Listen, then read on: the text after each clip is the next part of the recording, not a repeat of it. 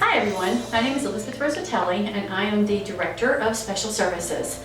Today I wanted to reach out to you to address some concerns and questions about our special education and 504 students and how their IEP and IAP will be implemented during this school year.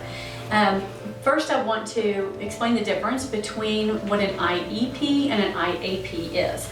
Okay, special ed students have an IEP, which is an individualized education program.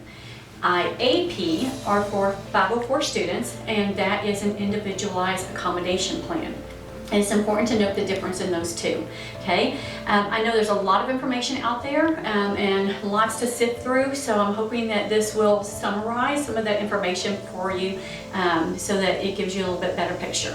Per district and state guidelines, each special education and 504 students will continue to receive instruction and services as designated by their IEP or IAP, whether they attend virtually or in person. It will continue to do to the maximum extent possible.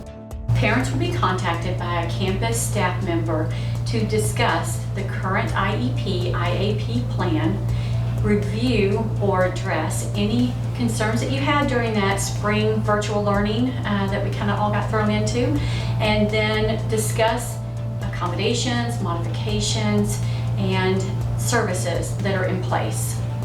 Together, we will come up with a plan that still continues to support your student and meet his or her individual needs. Please note that there is going to be a contingency plan for all special education and 504 students that will be addressed at this beginning contact from the campus.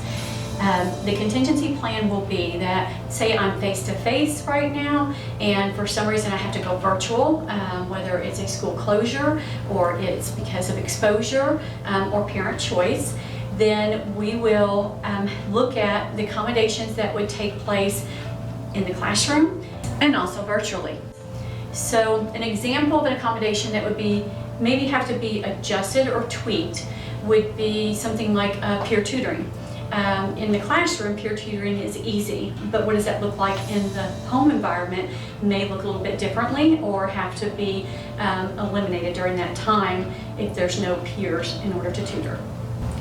For in-person classroom face-to-face instruction, special education and 504 students plans, that's going to be easy to implement because it'll look just like it normally does.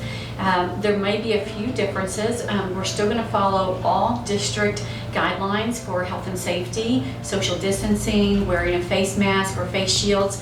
However, we do understand that's been a big question about face masks and what if my student cannot, due to their disability, wear a face mask.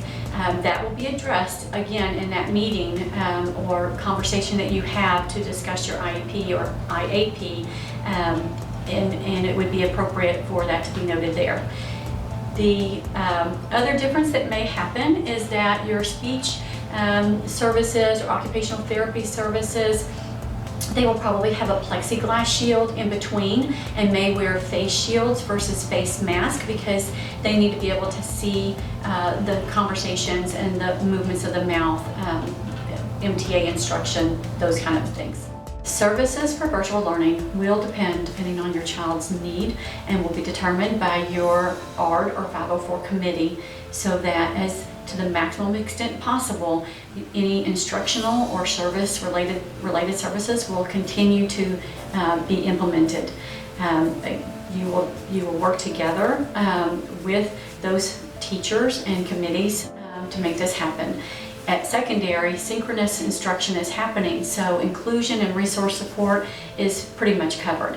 The related services will have to be addressed on what that would look like during the day and when that would be implemented and whether it could be implemented virtually. For elementary students, there are virtual teachers, but they will work with the case managers in order to continue to provide accommodations and modifications and check on your student to ensure success. And if at any time during virtual or face-to-face learning your child is not being successful, you can come back together to adjust your IEP or IAP at any time so that we can continue to meet your child's need. I hope that this gives you a little better understanding of an overview of how we're going to try to meet your special education or 504 students' individual needs.